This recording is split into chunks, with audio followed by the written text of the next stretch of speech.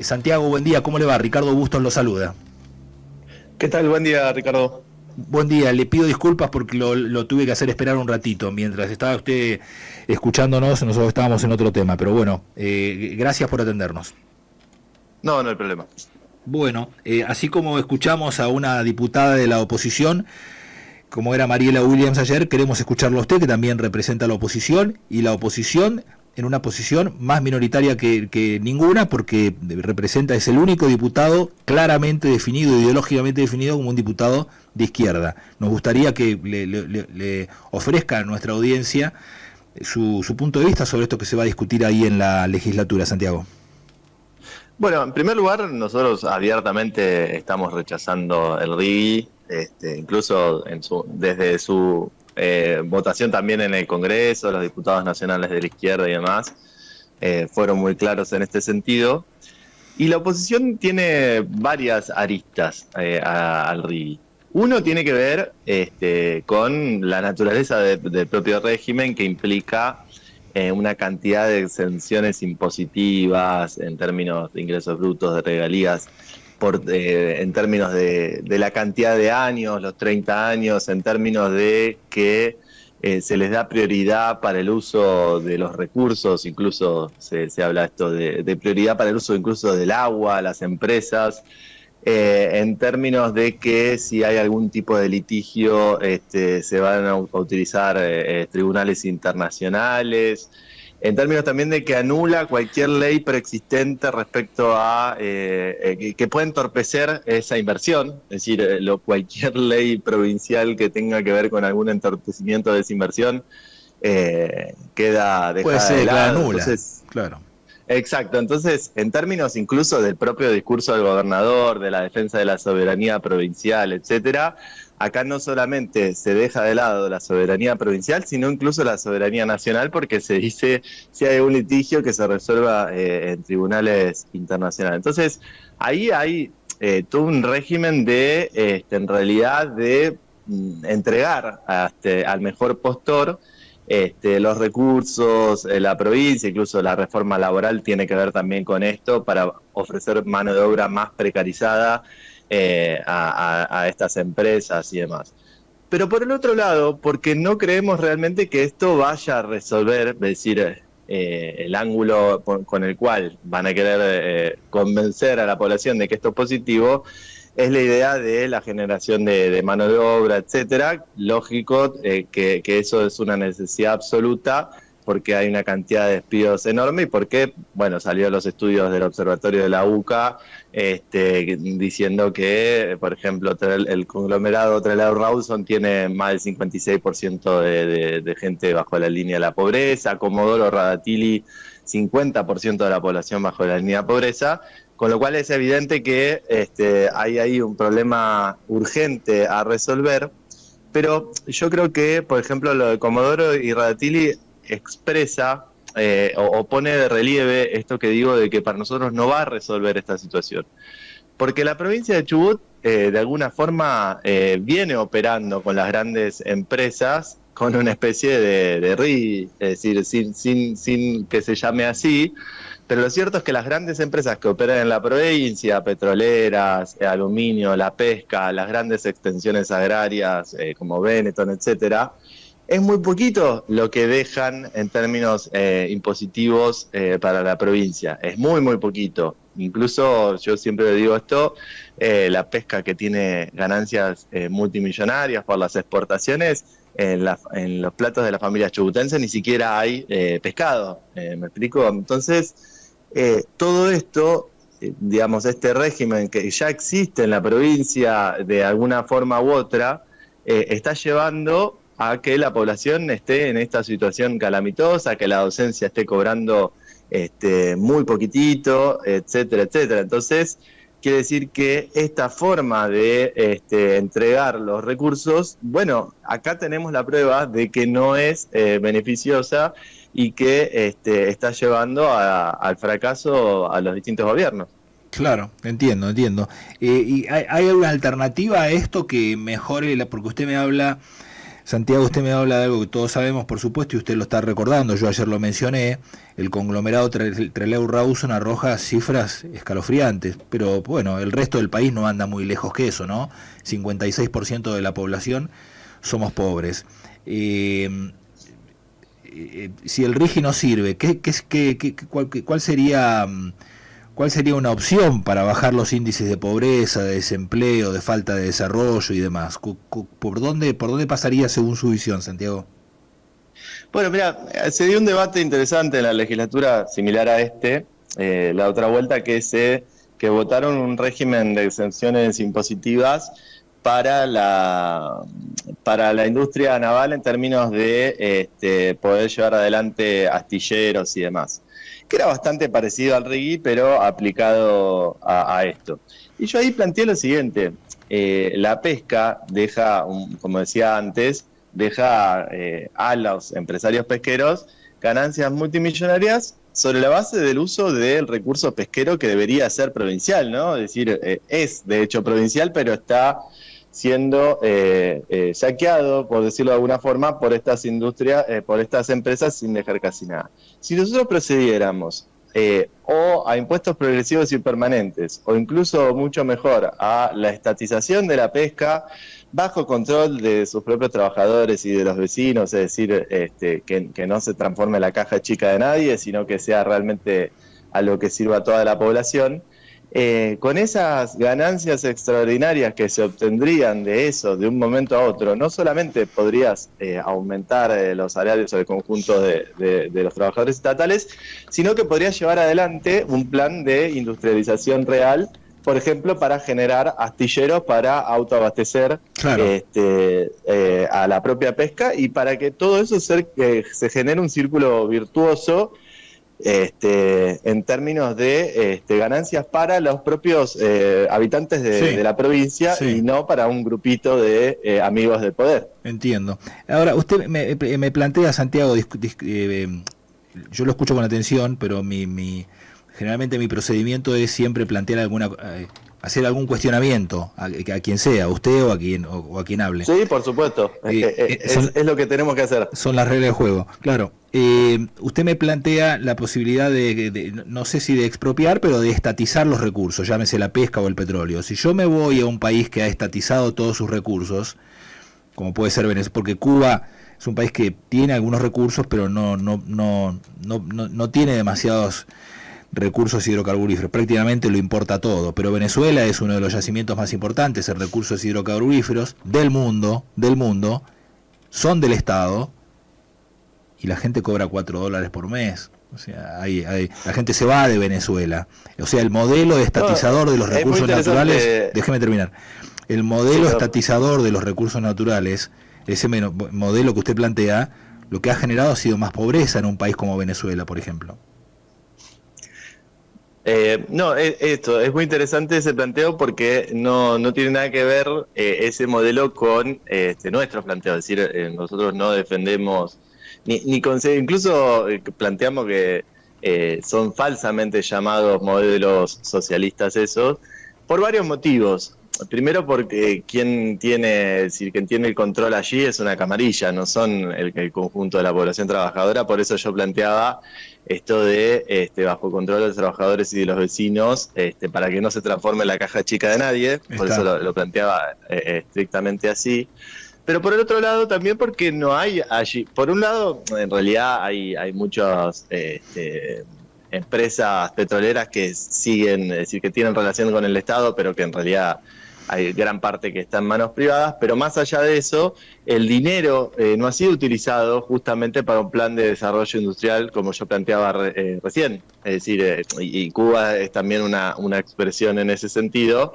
Es decir, la forma de salir de la dependencia justamente es utilizar. El ejemplo creo que está bueno, el de la pesca, porque es bastante sencillo de comprender.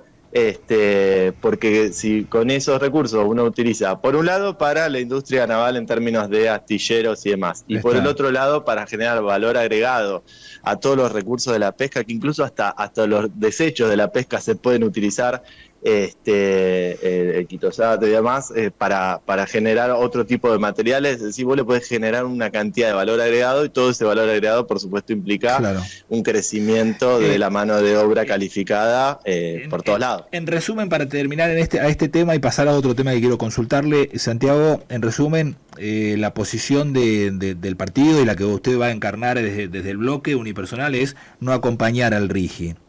Por sí o por no, me queda claro que no lo van a acompañar. No, y además advertimos esto que se genera que se le está dando más poder en términos de decisiones a las empresas, al gobierno nacional e incluso a los tribunales internacionales, y realmente pone en riesgo la posibilidad de que quieran avanzar con la megaminería. Así que no, de ninguna manera, incluso estamos llamando a movilizar en todos lados. Perfecto. Lo cambio de tema, Santiago, y lo paso también a un tema que va a tener tratamiento legislativo en la legislatura, y por supuesto usted tendrá su opinión. Le quiero consultar sobre la iniciativa del gobierno de ir avanzar hacia legislar de toda la materia electoral a través de un código propio, un código electoral propio. ¿Tiene alguna opinión tomada ya al respecto, diputado Vasconcelos? Bueno, recién ahora, a partir de la semana que viene, van a empezar a discutirse, digamos, hasta ahora lo que se hizo fue la presentación formal y demás, con lo cual hay mucho camino por delante para recorrer. Sí, hay un elemento que a mí me resulta muy, muy preocupante ya desde primera instancia, que es la injerencia del Estado sobre quiénes pueden ser o no las autoridades partidarias y con qué criterios. Porque, por ejemplo, uno de los elementos que señala es el tema de que ninguna autoridad partidaria puede ser alguien que tenga alguna causa o que esté condenado. Sí, ficha limpia. Sí, pero con el siguiente gran problema, que tiene que ver con lo que tiene con las condenas por causas por protesta social. Es decir, porque es una herramienta muy peligrosa para el régimen democrático. Ajá. Que sea el Estado el que determine quién es culpable de una protesta, y que eso se transforme ahora en un mecanismo para invalidar no solo candidaturas, sino incluso organización interna de un propio partido. Porque además, en una protesta social, ¿cómo? No hay culpable. Bueno. A ver, Santiago, en una protesta social, si una protesta social es pacífica y no hay daños, si no hay si no hay el daño a una propiedad es un delito, ¿en eso estamos de acuerdo? Romper algo es un delito, ¿en eso estamos de acuerdo usted y yo? Sí. Dígame eso, romper algo, incendiar la legislatura, que alguien venga e incendie la legislatura, ¿eso es un delito o es una protesta?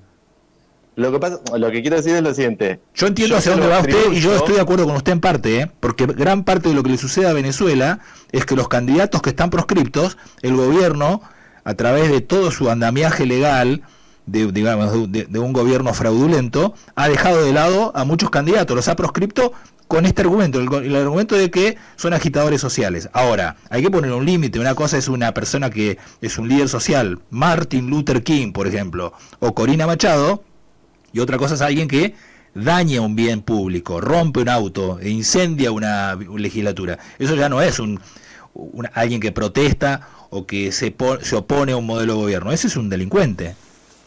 Yo siempre lo pongo en un contexto. Es decir, una cosa para mí es una persona que de repente sola, porque sí se le ocurrió, va y comete algún tipo de acción.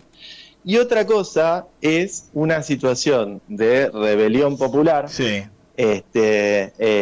con represión durante una semana, y teniendo en cuenta que era obvio que nadie en esta provincia quería la megaminería. No era obvio. Discúlpeme que se lo pregunto y discúlpeme que se lo conté. No es obvio, si no hubo ninguna consulta popular en ningún lado para votar. Discúlpeme, no me quiero detener ese tema, pero usted lo trae a colación. Lógico. Pero bueno, porque un poco sale a la luz. Sí, viene a la luz el tema.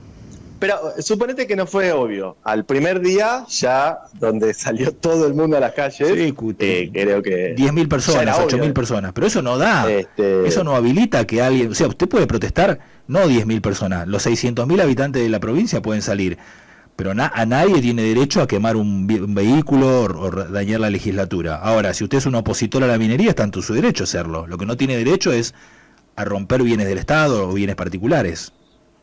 Pero lo que pasa es que eso es una vara que hay que complejizarla, porque tenía derecho la policía a disparar como disparó, a perseguir a los vecinos como los persiguió, a buscarlos por todos lados y a generar un odio en la población. Y no, pero eso nunca nadie lo juzga, ¿me explico? Entonces...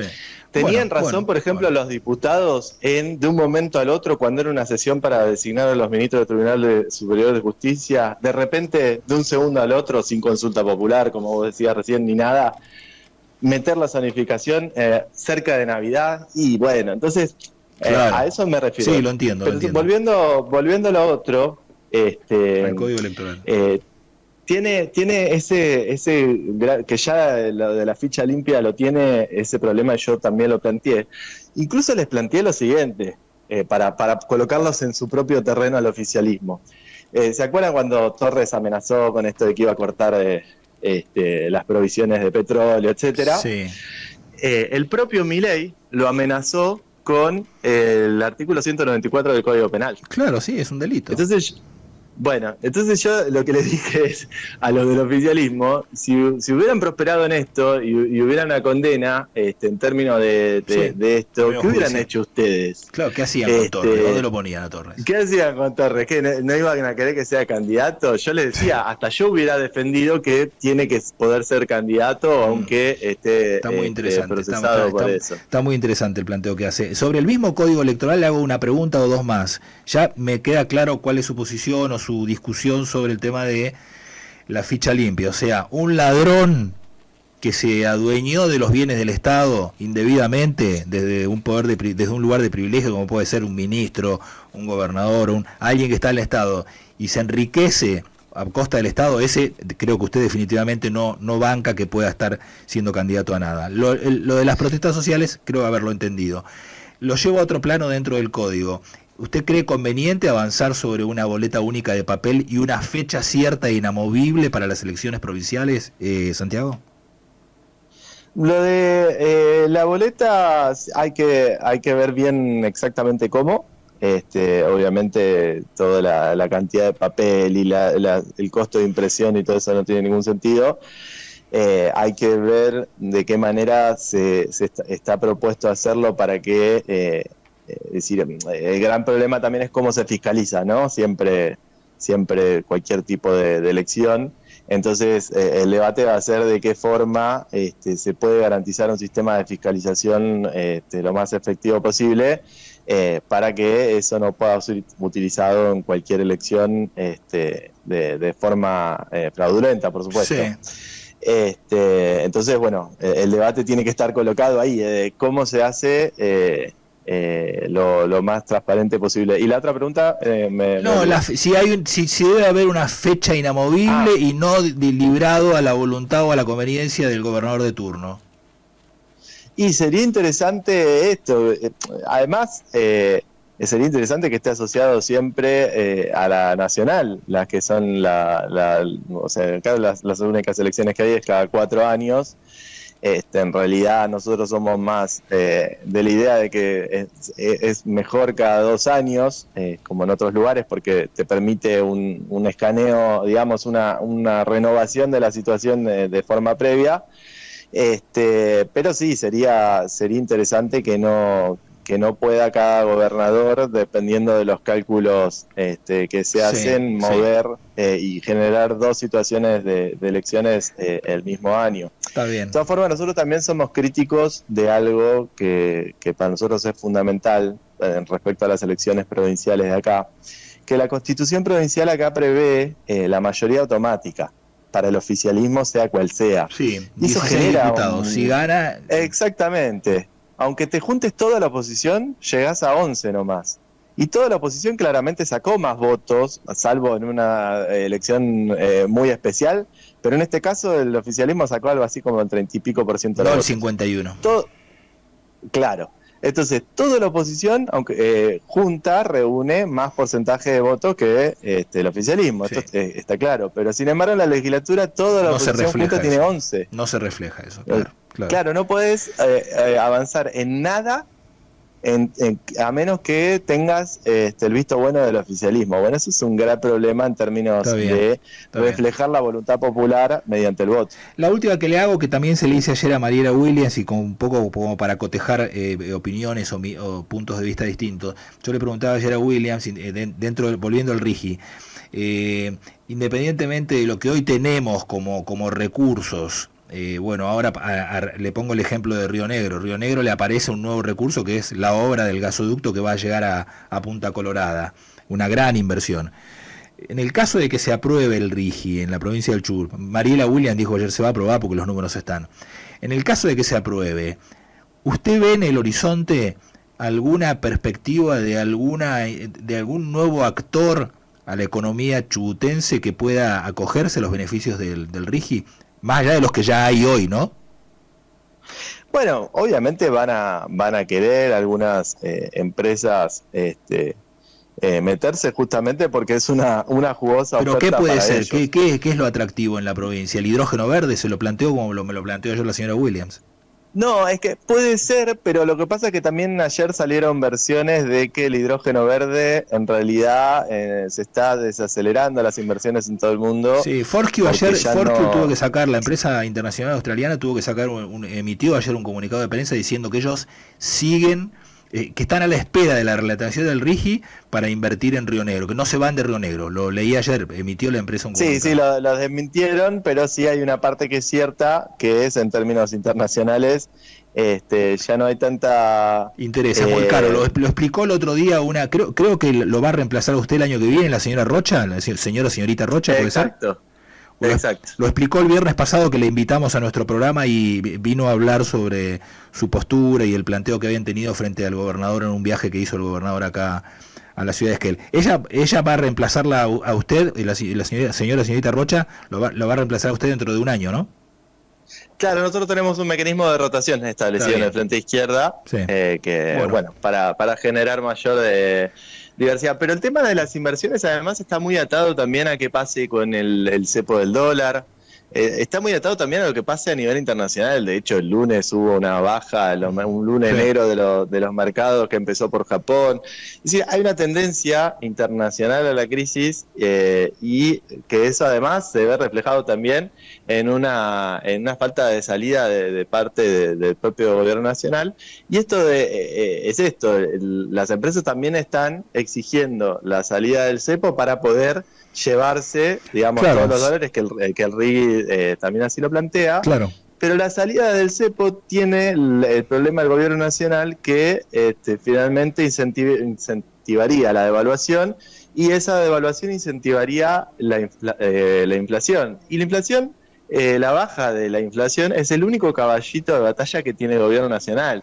Es de alguna forma lo único que lo mantiene en pie para decir, bueno, todo el esfuerzo que están haciendo era para esto. Se le dispara la inflación al gobierno nacional y ¿qué hace? Entonces también está atrapado en su propia política el gobierno nacional y eso dificulta entre otras cosas que ya mencioné, que esto realmente sea exitoso para la población. Bueno, lo despido, no sin antes, María, mi compañera, me hace señal de que tiene algún mensaje para leerle. Yo por mi parte no más preguntas, solo agradecimiento por el tiempo que le ha prestado a nuestra audiencia en toda la provincia prácticamente, Santiago.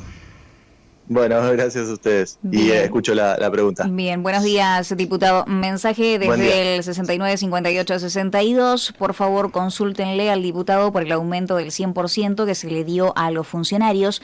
Entiendo que el diputado denunció o expuso que fue por instrumento administrativo y no ha sido publicado para el conocimiento de la población. Claro, exacto. Nos llega, es decir, nos envían de distintos lugares una resolución del Ministerio de Economía que debería ser, es decir, se supone y esperemos que así sea, que salga en el boletín oficial en los próximos días. Tiene que salir, claro. En donde se instrumenta un adicional para el conjunto de los funcionarios, es decir, vicegobernador, ministros, secretarios, etcétera. Se instrumenta un adicional que depende de cada categoría, es de distinto valor, pero para el vicegobernador y los ministros y los secretarios están alrededor de 1.600.000 pesos. Hay que hacer bien exacto el cálculo, pero está por ahí, porque es un múltiplo de un cargo de un director de un régimen de contratación en el Estado. Por eso digo, está todo armado así para que quede medio disimulado, pero es alrededor de un adicional de 1.600.000, que sería justamente un aumento de estas características del 100%, teniendo en cuenta que a la docencia, por ejemplo, se le ofreció un 4% este mes, ¿no? Y que realmente está la docencia casi toda por debajo de la línea de la pobreza. Entonces, así como la dieta de los propios diputados, que yo fui el único que se opuso al aumento y que incluso presenté un proyecto para que la dieta sea equiparada con el cargo de director de escuela, bueno, es realmente escandaloso que se siga gobernando por fuera completamente de la realidad de la mayoría trabajadora de la provincia. Bueno, Santiago, le mando un saludo y gracias por el tiempo que le ha prestado a nuestros oyentes. Bueno, gracias a ustedes, hasta luego.